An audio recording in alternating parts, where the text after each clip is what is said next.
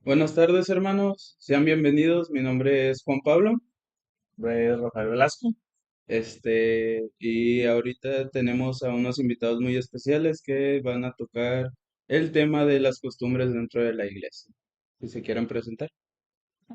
Mi nombre es Idalia Garza. Mi nombre es Daniel Banda. Mi nombre es Ludy Vargas. Hola, ¿qué tal? Yo soy el pastor Iván. Este, bueno, empezando con el tema, las costumbres dentro de la iglesia. ¿Qué opinan acerca de las costumbres en general? Bien, es interesante el tema. Es interesante porque el ser humano normalmente va generando ciertas costumbres o ciertos hábitos o ciertas formas de hacer las cosas, ¿no? Entonces, es también parte de la cultura y de la forma de ser. Entonces, por ahí podemos empezar que es muy habitual tener costumbres. ¿Ok? ¿Algún otro opinión acerca de Pues las creo que es un costumbres? tema bastante interesante, ¿no? O sea, creo que hay muchísimas posturas al respecto y bueno, hay muchas aristas, creo yo. Las tradiciones son buenas, son malas. Traemos aquí una lista de puntos o de situaciones que queremos platicar. Entonces, pues bueno, ¿cuál es el primer punto? El primer punto que vamos a tocar esta tarde o mañana, a la hora que nos estén viendo, es las versiones de la Biblia. Me ha tocado escuchar en varias ocasiones, que nada más se debe leer la Reina Valera o cualquier otra versión en específico, este, por tradición, pero no sé qué opinen ustedes acerca de este tema de... Yo creo que el usar una versión como tal no es ley para los cristianos de que aquí nos cerramos, sino que las traducciones nos ayudan a ver otro tipo de cómo el que pues hizo la traducción, cómo cambia pues vaya, la información que nos quiere dar o quiere comunicar para la iglesia en la Biblia.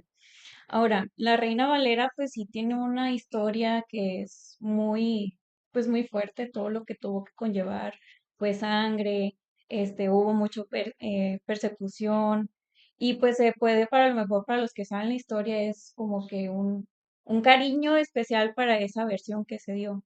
Pero creo que también es importante poder ver otras versiones para tener un claro ejemplo, una clara mensaje de lo que dice la Biblia. Sobre todo porque no sé si la Reina Valera termina en ace. Vosotros y todos esos es un lenguaje muy antiguo al que nosotros usamos actualmente. Ok. Y más para los jóvenes, o sea, que pues no entiendo muy bien lo que dice este versículo de la Reina Valera, pero a lo mejor en la nueva versión internacional lo tengo más claro. Entonces yo creo que es el buscar de que, obviamente con dirección del Espíritu Santo, de que Señor, por favor, ayúdame a entender lo que dice la Biblia, pero pues también tenemos esos recursos para poder facilitar ese proceso de estudio. Yo creo que personalmente no está del todo bien como encerrarse a una sola traducción. Creo que es nuestro deber como cristianos tratar de entender en su mayoría y en su totalidad la Biblia. Por tanto, el leer distintas versiones nos da un enfoque distinto y todo sobre un mismo significado. Porque he escuchado gente que dice que a la Biblia le puedes encontrar diferentes interpretaciones a cada texto. No, la Biblia solo tiene una interpretación, pero lo puedes aterrizar desde distintos enfoques, desde distintos puntos de vista, en este caso a través de las traducciones. Lo que sí creo importante es que como congregación, esto es personal, cada iglesia tenga una versión oficial, por así decirlo. En esta iglesia se lee tal versión, en esta otra iglesia se lee tal versión. ¿Para qué? Para tener una lectura bíblica unificada en el culto.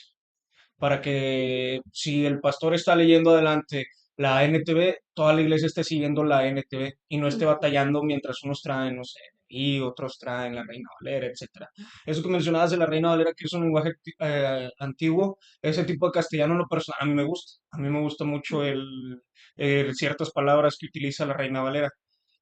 Pero bueno, o sea, eso es gusto personal. También me tocó escuchar en otras ocasiones, en otra iglesia, hermanos que decían, no, no, de verdad es en esa iglesia, hermanos que decían que la NBI, comparando NBI contra Reina Valera, eh, que la NBI era una traducción hereje, por así decirlo, porque no decía, no me acuerdo qué decían, es que la Reina Valera utiliza la palabra Señor, utiliza la palabra Dios y la NBI no tanto, utiliza otra palabra para referirse a Dios. Entonces la NBI es hereje.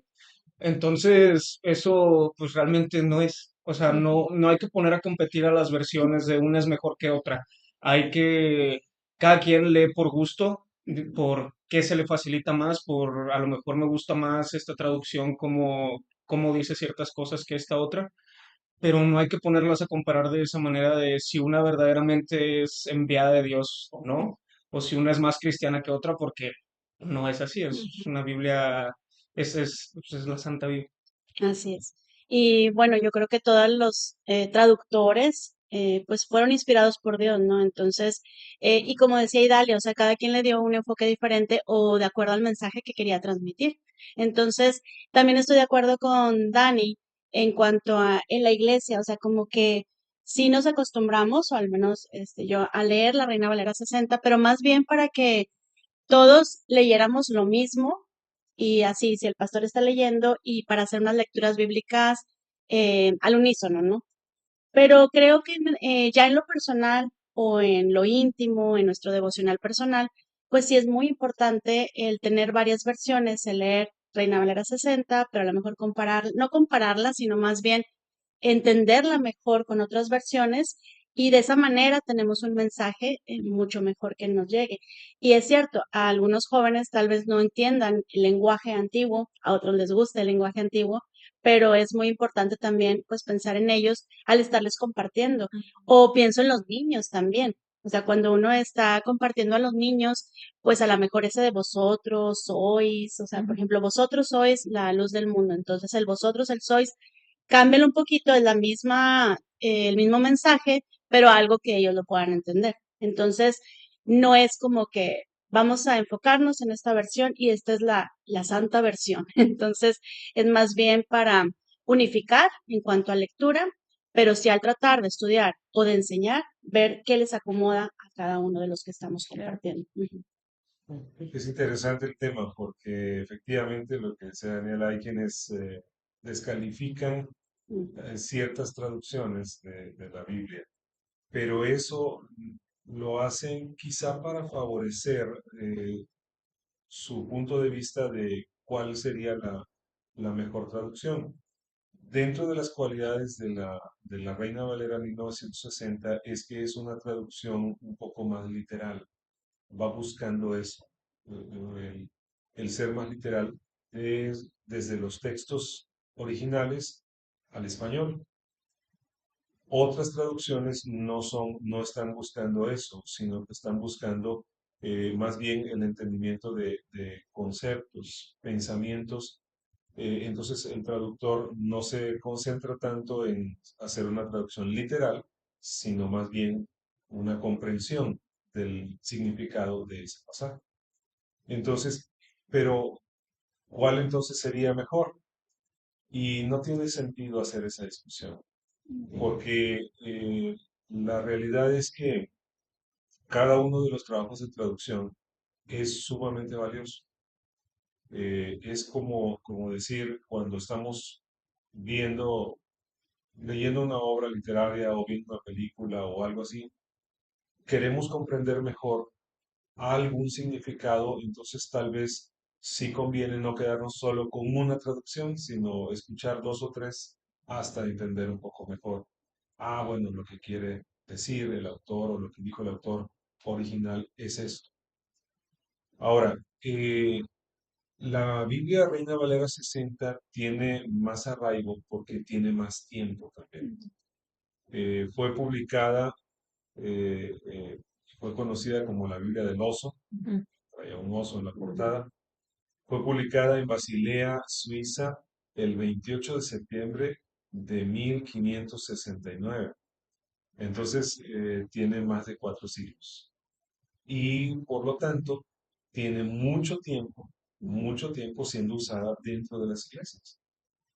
Es decir, ese es su origen y ya después con las traducciones, que fueron 1800, las revisiones que se hicieron, 1862, 1909, 1960, también 95, 2009, 2011, 2015, en fin, tiene muchas revisiones que se han hecho.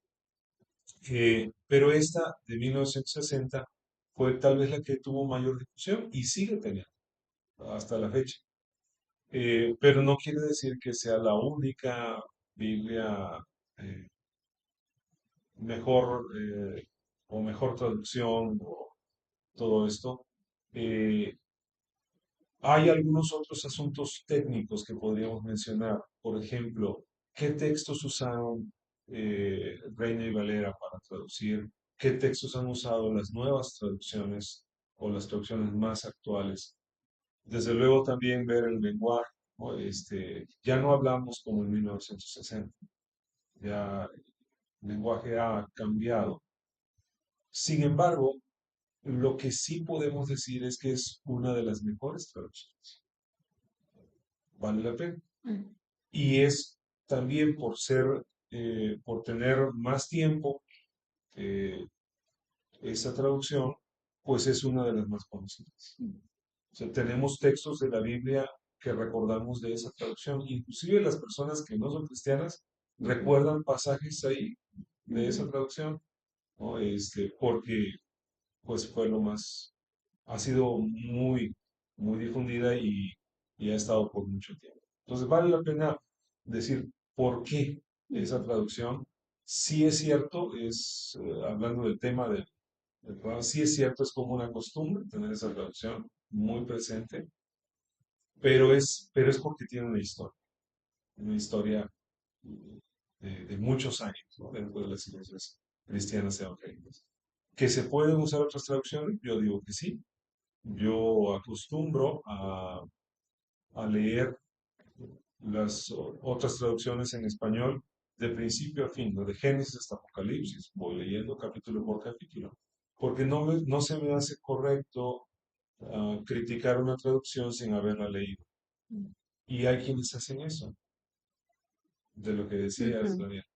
Descalifican una traducción y yo he preguntado, ¿y ya la leíste?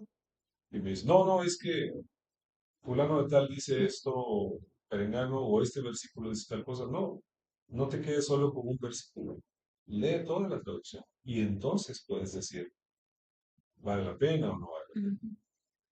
Pues hagamos nuestro trabajo, como quien dice, ¿no? O sea, Ujú. si vamos a entrar al tema, hagamos nuestro trabajo y así podríamos decir, bueno, ¿por qué sí esta traducción o por qué no aquella? Pero en realidad todas las traducciones tienen un valor muy grande y Dios ha usado eso. Súper bien. Me gustaría preguntarles qué versiones utilizan en sus devocionales a cada uno. ¿Cuál les gusta utilizar y por qué? Bueno, a mí me gusta la NBI porque también, bueno, en la versión de, eh, pues digital, te vienen comentarios de que, o el contexto en el que está manejado el versículo o el tema, sobre todo más por las cartas que Pablo manda, te ponen un contexto del por qué está tomando ese tema. Y bueno, la Reina Valera toda mi vida, desde la PIB, bueno, no hay que mencionar marcas, pero No nos patrocinan. no nos patrocinaron. Ahí bórrenle, por favor. No, pues en otra iglesia, como dijo Dani, pues se inculca mucho la Reina Valera, incluso como dijo el pastor, o sea, queda en el corazón una versión que dices, o sea, también yo me la aprendí así y nunca es malo, o sea, ver dos versiones e incluso, pues uso dos, pero comúnmente es la NBI por el lenguaje. ¿Tú, Dani? Yo la NTV, la nueva traducción viviente. Me gusta. Ujú. Yo Ujú. la 60 es bueno, tengo mis Biblias en Reina Valera 60, también aquí, pero igual, luego veo en NV, o sea, la versión internacional, pero yo pienso que la que me queda es la 60, sí. Y como dice, o sea, me aprendo textos, sé textos de la 60, Ujú. pero no descalifico y me gusta leer, pero no puedo decir, o sea, como el pastor me falta mucho trabajo por hacer porque no he leído toda la Biblia en esas versiones, entonces sí tengo mucha tarea. Ujú. Sí, en mi caso, pues bueno, hay más de 20 traducciones al español de la Biblia. Entonces, hubo un tiempo en que yo leía una traducción diferente cada año. Eso fue una delicia para mí, es muy enriquecedor. Y, y actualmente sí estoy leyendo una traducción, Nueva Biblia de las Américas, pero como digo, porque esa es la que tocó este año, vamos a decir. Pero sigo leyendo, pero sí predico y cuando predico por lo regular es Reina Valera 1960 porque es la Biblia que yo sé que la mayor parte de los cristianos tenemos en nuestra mente y es lo más usado, pero entonces entiendo que tengo que explicar varias palabras, términos, expresiones y hacer un trabajo de investigación para que todo quede más claro, ¿no? A la hora de... Excelente. ¿Tú, JP, cuál le conoces? ¿Cuál te Yo, gusta? la nueva traducción viviente es lo que La he traducción. estado utilizando. Eh, yo en el culto con que pasan enfrente, que es Reina Valera, Ujú. pero en la escuela dominical la que utilizo es la nueva traducción. Muy Para, bien. ¿Y Yo tú? creo que igual uso bastante la Reina Valera, pero me pasa mucho que a veces estoy leyendo y de repente no comprendo cierto versículo, me voy a la nueva traducción viviente, que quizá tiene palabras un poquito más actuales, ¿no? Ujú. Entonces, pues bueno, muchas gracias por sus opiniones, sus argumentos. Creo que aquí el mensaje sería, no importa cualquier versión, leamos la Biblia, memoricémosla, escuchémosla, meditémosla, ¿no? ¿Te parece si pasamos al segundo así, punto, JP? por ¿Cuál es supuesto. el segundo El punto? siguiente punto que vamos a tocar es el uso del púlpito, específicamente para el pastor. Este, Durante estas últimas 2 semanas se realizó una encuesta en donde le preguntamos a diversos grupos de personas, entre ellas las AS, se preguntó también a miembros del seminario de Ciudad de México, eh, y de diversas iglesias, y uno de los puntos que se tocaba era ese, el- que el púlpito está separado únicamente para el pastor y que ningún otro miembro de la iglesia puede hacer uso de él para una actividad. No sé qué opinan ustedes acerca de ese punto. Fuerte. Sí, Pues yo el púlpito, o sea, más que el lugar que se le da para la predicación, yo lo veo como un objeto, es un mueble. O sea, y siento que hay veces que se usa como el ejemplo del arca. O sea, lo consideraban así de que, híjole, intocable, nadie es digno de tocarlo o a tener acceso, sino es como, pues es un mueble, es como esta mesa. Yo lo veo así. O sea, y también, pues el púlpito yo lo veo también como un atril. O Ujú. sea, para la gente que lleva las Biblias, puede ponerlo, no pasa nada, no es como que Dios va a enojarse porque estás usando un mueble. Si no lo veo también es por la interpretación que tú le das. O sea, estás usando el púlpito, o la interpretación que los demás le damos de que, no, eso no está bien que estés ahí. O sea, ya es como más, pues sí, curioso. Pero yo lo veo como un mueble, no, un mueble. no veo exclusividad de Sí, lo que decía Idalia, o sea, mucha gente lo ve como algo consagrado, o sea, algo que tiene que ser solamente para predicar y solo por el pastor. Yo lo aprendí así.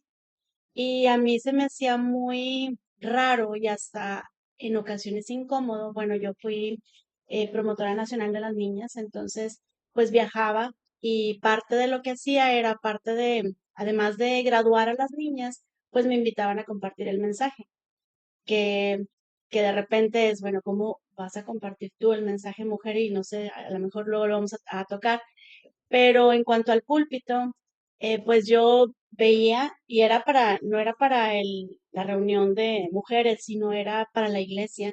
Entonces, al compartir el mensaje, como yo lo había aprendido de que es para el pastor, y de hecho cuando se invitaba a alguien que no estaba ordenado, él tenía que predicar desde abajo. Ajá. Entonces ahí en el atril. Entonces ahí.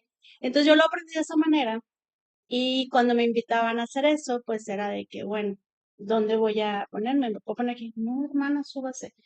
Y en otras sí, en otras era de que sí, acá.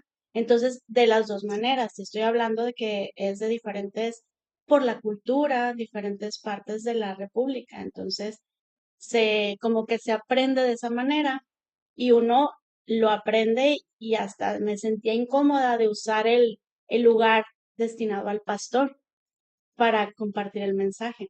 Pero luego aprendí que, como dice Idalia, pues es un objeto. Entonces, no es como algo santificado para o apartado para eso, sino, bueno, pues tú estás compartiendo el mensaje, está siendo usada por Dios y esa es para poner la Biblia, para poner tus apuntes, o sea, es un objeto que te ayuda como un soporte. Entonces, lo viví de una manera, me sentí incómoda y luego ya entendí que era para mí un objeto y así lo es. Entonces, ahora que entiendo ahora que es un objeto, es un mueble, como dice Idalia, es algo que se puede usar, pero ya no está como algo apartado solo para el pastor. Ujú. Daniel. Yo creo que no es, cómo lo puedo decir? Yo creo que no es tanto el uso del púlpito, porque eso sí, siento que es algo muy costumbre y siento Ujú, que ya depende de la iglesia, es ujú, decisión si se respeta o no. Hay iglesias que tienen su púlpito y no un atril, sino un subpúlpito, ajá, uno para que predique el pastor y otro para que prediquen las demás personas. Yo creo que no hay tema si hay un púlpito que es exclusivo para el pastor. El problema sería que lo veamos como algo sagrado al que solo el pastor tiene derecho a pararse ahí y a impartir la palabra ahí. Hay iglesias que tienen un púlpito. Yo vengo de una iglesia, antes de congregarme en Príncipe de Paz, yo vengo de una iglesia un poco pequeña, en donde solo se tenía un púlpito. Entonces las personas que pasaban al frente, eh, el director de culto, un pastor invitado, el pastor titular, quien fuera que fuera a dar el mensaje esa mañana se paraba en ese púlpito. Yo creo que el problema, digo, a veces son costumbres, hay iglesias que tienen, como les mencioné ahorita, dos púlpitos, no hay problema si uno lo tiene en exclusivo para el pastor, pero sí, pero yo creo que tiene que ver mucho de qué manera vemos la figura del púlpito. Sí, como casi como ¿cómo se dice? Como, se me fue la palabra. Como, Dedicarlo. olvídelo. Sí, como, sí, claro, exactamente, solo el pastor puede acceder, ¿no? O ajá. sea, realmente no es así. El Big Boss Eh, puede usar. Sí, exactamente, el que fue.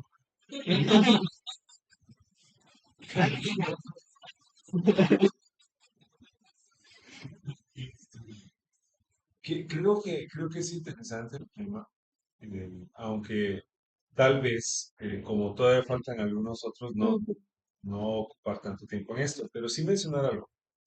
El asunto del el púlpito, creo que hay dos aspectos ahí. Uno es la función que cumple, como ya se mencionó, como un mueble que sirve para poner allí la Biblia y algún apunte o el orden del culto, en fin, todo eso, ¿no? Bueno, esa es una función, pero otro es el significado.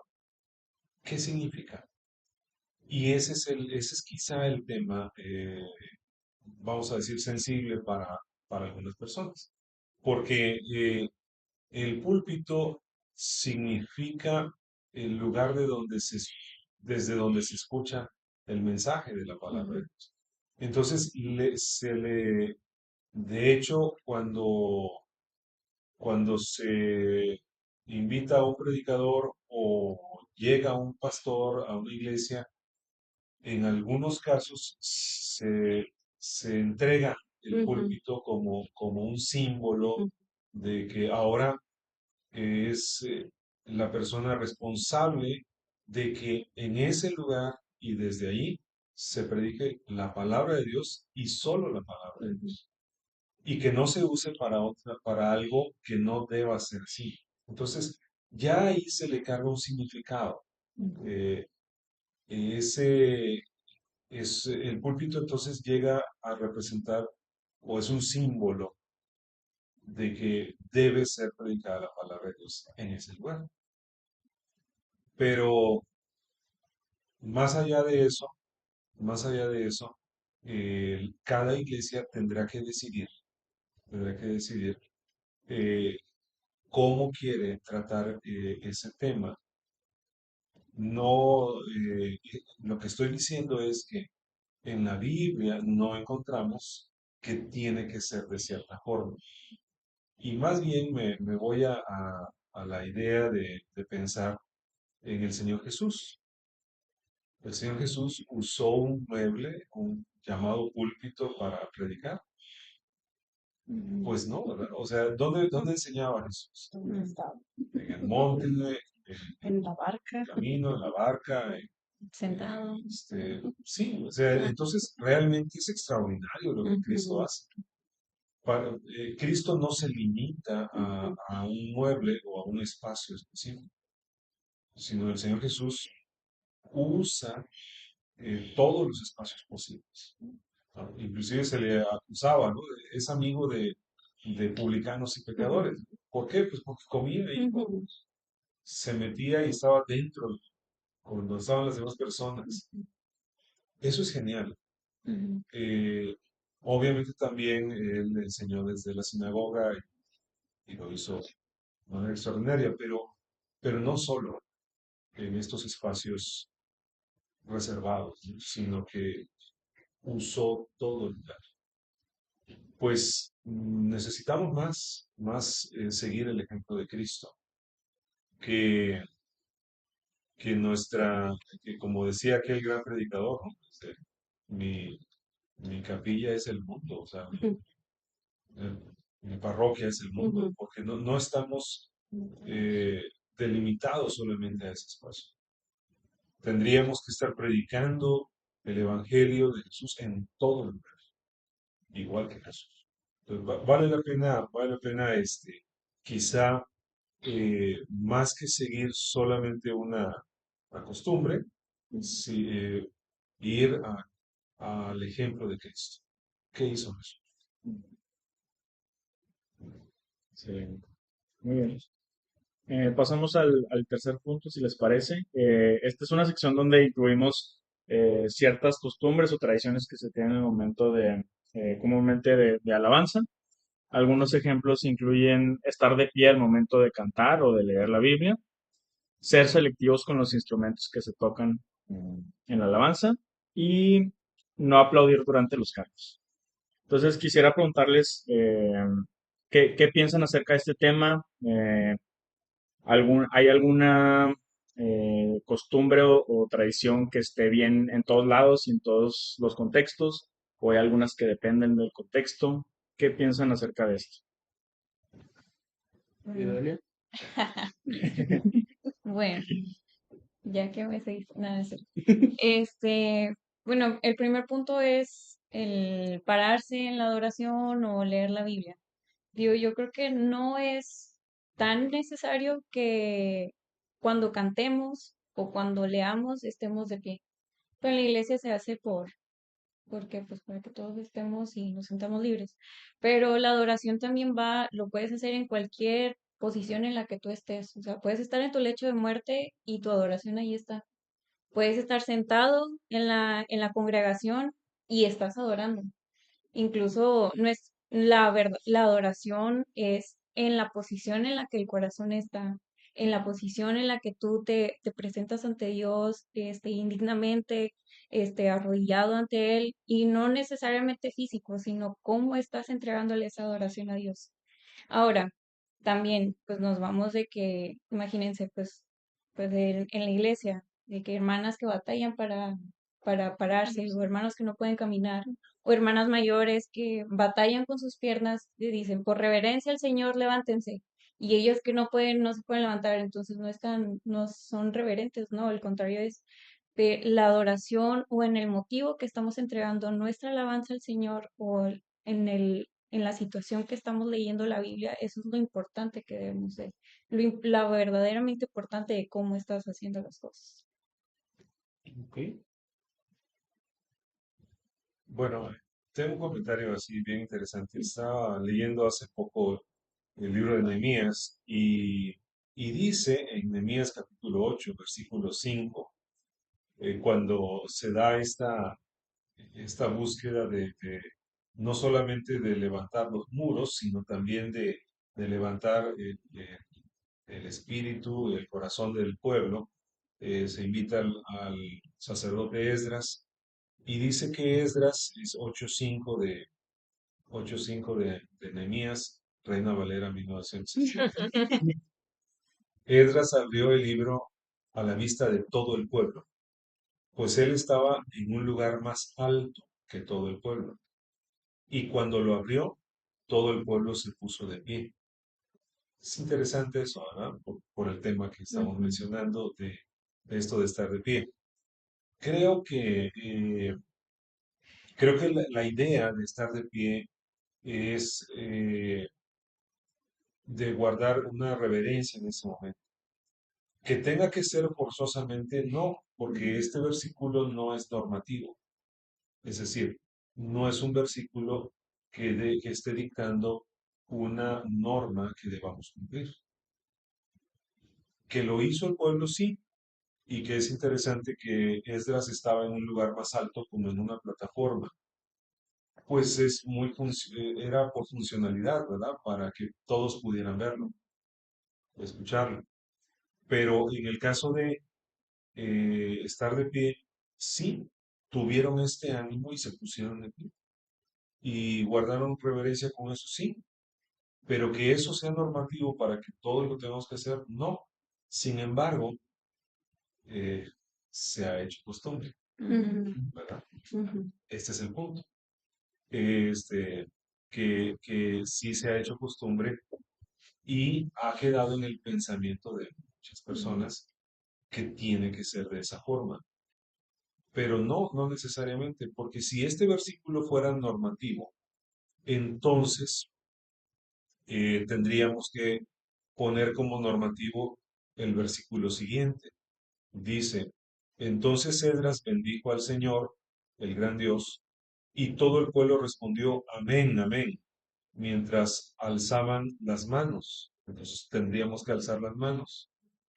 Y después dice, después se postraron y adoraron al Señor rostro en tierra. Entonces, después de alzar las manos, tendríamos que todos estar pegando nuestra frente al suelo. Si me explico, no podemos tomar normativo un versículo así, porque entonces todo lo demás tiene que ser. Y la realidad es que no es así. La adoración tiene que expresar sí la reverencia, pero también tiene que expresar eh, la cultura, la forma de ser de las personas. Y en algunos lugares esto, postrarse el rostro en tierra, tiene, tiene una expresión que es algo muy auténtico de esa cultura. Pero en otras partes eso no es así. Y tendríamos entonces que entender eso. Tenemos que adorar a Dios en espíritu, pero también con el entendimiento. Entendiendo eh, qué somos y cómo podemos adorar mejor a Dios. Y la parte de que dice, se ha hecho costumbre, hasta los mismos directores de alabanza, directores del culto, invitan. Les invito, hermanos, a ponerse de pie porque vamos a alabar a Dios.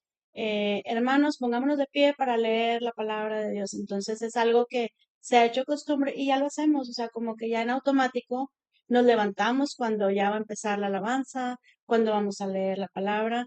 Entonces es algo como costumbre y bueno, y lo sentimos, o sea, hay personas que lo sentimos y de pie. En el caso de una alabanza, pues a mí me gusta más cantar de pie por la voz, porque Ujú, pues sentada no sale tanto, o no sé, pero me gusta estar de pie.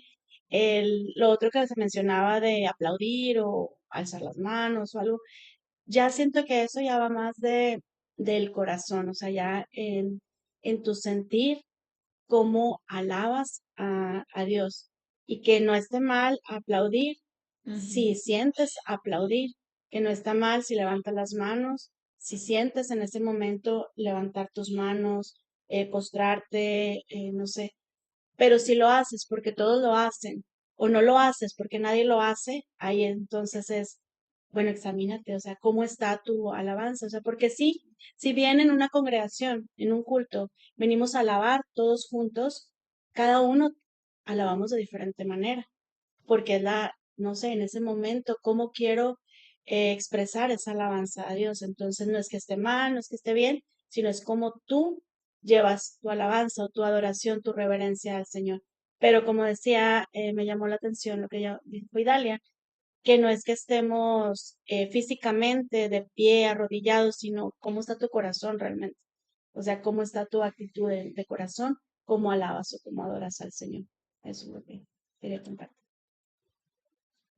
Daniel, algo. Eh, pues sí, o sea, yo, digo, particularmente yo, por temas de concentración o así, cuando es lectura bíblica o cuando es oración, yo prefiero estar sentado por temas meros de concentración, porque no, empiezo a mover o estiro las piernas hacia atrás y ya se me fue la cabeza a otro lado. Yo prefiero estar sentado.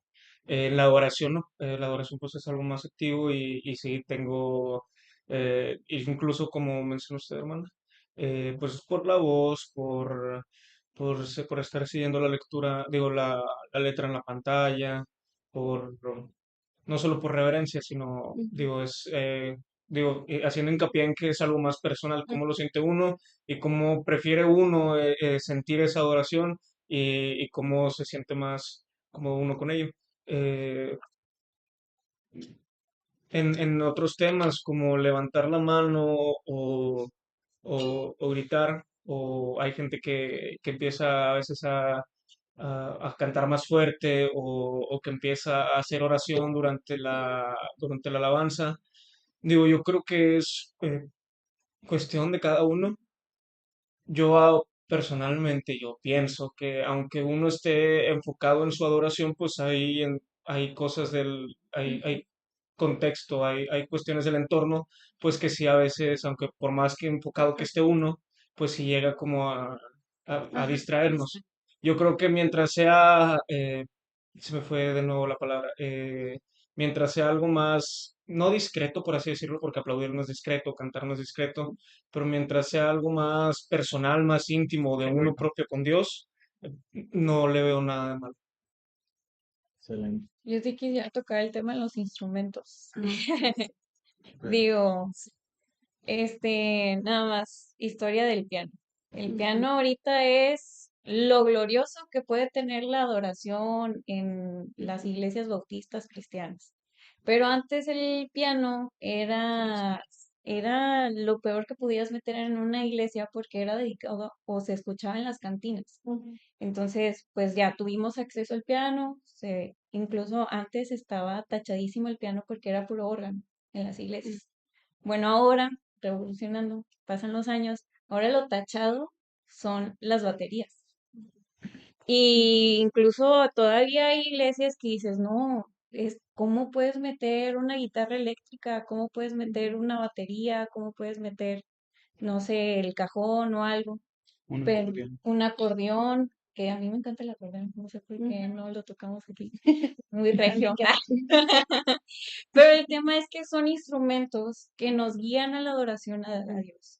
La batería, digo, el que lo toca es su parte de adoración hacia el Señor. No podemos crucificar o no podemos castigar ese instrumento porque es la costumbre nada más tener un piano y un violín y párale de contar.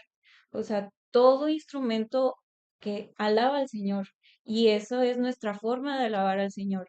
Ahora, también es importante mencionar, no sé si el que puso este tema es selectivos con los instrumentos de quienes tocan, porque, ah, No, así, digo, nosotros aquí, sobre todo en Príncipe, quiero mencionarlo, es todo un sistema que hacemos antes del mes. O sea, los que van a participar tenemos que tener ensayos, tenemos que programarnos y es también prepararte para dar esa adoración a Dios. Entonces, pues los que están en la alabanza en Príncipe de Paz tenemos una preparación antes. Y no porque a un hermano no le guste que esté la batería o algo así, no se, o sea, yo digo que no se debe denigrar el trabajo que va atrás de eso porque es una adoración que va directo al Señor. Y no creo que podamos decir de que, es que eso está mal porque yo lo pienso así, sino es, todos podemos adorar como tengamos motivos. E incluso hubo una vez que leí, no me acuerdo en qué libro era, de que pues el Señor nos dio 5 sentidos y sería algo triste nada más usar un sentido para adorar a Dios. Entonces, en nuestras capacidades, poder adorarlo con todo lo que tenemos, porque lo único que tenemos, no le podemos dar algo más al Señor más que a nosotros mismos. Entonces, creo que pues me fui un poquito más de los instrumentos, pero no podemos enfocarnos en algo por nuestra mentalidad, sino adelante, somos libres de adorar a nuestro Señor. En ese tema con los instrumentos, yo creo que comparto con Idalia. Creo que es muy arbitrario muchas veces las opiniones. Que ahorita una vez mi hermana me dijo, mira, ahora hasta metemos guitarras. Digo, pues, o sea, las guitarras, digo, investigando, fue algo que se implementó porque eran fáciles de transportar, porque se podían Mm, llevar a cuestiones rurales y porque es el instrumento actualmente, pues, más común. ujú, Y como dices tú, antiguamente el piano era lo peor visto porque se asociaba con cantinas, entonces es algo muy contextual, porque, por ejemplo, actualmente, un ejemplo, un instrumento, el saxofón. El saxofón ahorita es símbolo de elegancia o de clase, pero hace 50, 60 años era asociado con las cantinas también, bueno, principalmente donde nace ciertos movimientos musicales. Entonces, por ello es muy arbitrario ese aspecto, porque si nos vamos a lo básico, básico, básico, aquí no tenemos arpa. ujú. Entonces, Salterio. salterio. Salte. Sí. Entonces, yo creo que sí, con el paso del tiempo se van a ir incluyendo instrumentos y por más que asociemos un instrumento a un movimiento, a una cultura, si se está usando para adorar a Dios, no tiene nada de malo. A mí, yo no soy fan del acordeón, pero tienen razón. A ustedes les gusta mucho el acordeón y ¿por qué no usar el acordeón para adorar a Dios? Ok, muy bien, ha quedado claro. El próximo culto vamos a tener acordeón. Amén. La, No, yo no sé tocar eso, que más me gusta escucharlo. ¿qué le Bueno, dirían? pero Que es que en mi iglesia solo tocamos con dos instrumentos, porque esos son los instrumentos que Dios manda. ¿Qué le dirían a alguien? ¿Cuál sería su conversación? yo entiendo lo siguiente, que existe la cultura de los que vinieron a evangelizar Latinoamérica. Y ellos, los que vinieron a evangelizar Latinoamérica, en muchas ocasiones no solo enseñaron el Evangelio, sino también enseñaron algo de su cultura. Y ese algo de su cultura, en ocasiones fue instrumentos musicales como el piano, ¿no? Entonces, vinieron, enseñaron, y así como enseñaron, lo enseñaron en seminarios, enseñaron en institutos, enseñaron en las iglesias. Entonces, así como enseñaron, eso fue permeando también dentro ya de las iglesias. Entonces, la cultura de los que vinieron a organizar, pero la cultura también nuestra, ¿no? Nuestra propia cultura, los latinoamericanos, cómo somos y qué tenemos, cómo es nuestra forma de entender la música y de expresar la música, porque hablando de instrumentos musicales, pero también existe la cultura de cada iglesia. Ujú. Es decir, cada iglesia tiene su forma de ser, su forma de ser, su forma de hacer las cosas. Pregunta, ¿qué puedo decir a una iglesia que solamente utiliza uno o dos instrumentos musicales?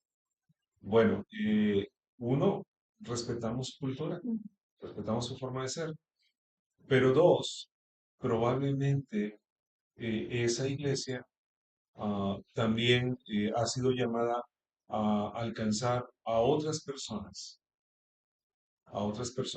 que quizá con ese estilo musical no va a poder llegar hasta ellos. Entonces, todo lo que respira a la vez.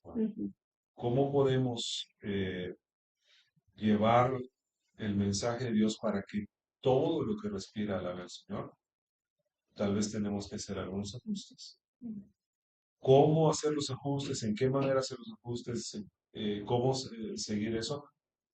Cada iglesia tiene que entender cuáles son los pasos que debe dar, porque no hay una fórmula allí en eso, ¿no? Pero vale la pena identificar que sí existe, ¿no? Una forma de ser de los que nos trajeron el Evangelio, una forma de ser de los que, de nosotros, como mexicanos, como latinoamericanos, como regiomontanos, este, eh, sí, y menciono regiomontanos porque, por cierto, eso del acordeón en otras partes no tendría sentido, ¿verdad? Pero aquí sí. Si yo soy de Chiapas, allá la marimba, ¿no? Y qué bonita es la marimba, ¿cierto? Pero bueno, ya no escuché ninguna. Y entonces, ¿cómo somos? Y también, ¿cómo es cada iglesia? Porque cada iglesia tiene una expresión única. Cada iglesia es única y auténtica. Y Dios puso un propósito para cada iglesia. No todas las iglesias van a sonar como Marcos Witt. No, ni Dios quiere eso. Y algunas iglesias sí van a ser solamente de un instrumento o dos. Y Dios quiere eso también. O tal vez sí lo quiere, vamos a decir. Es decir, a veces juzgamos muy severamente cuando tal vez Dios sí tiene propósitos en eso. Bueno, dejo ahí.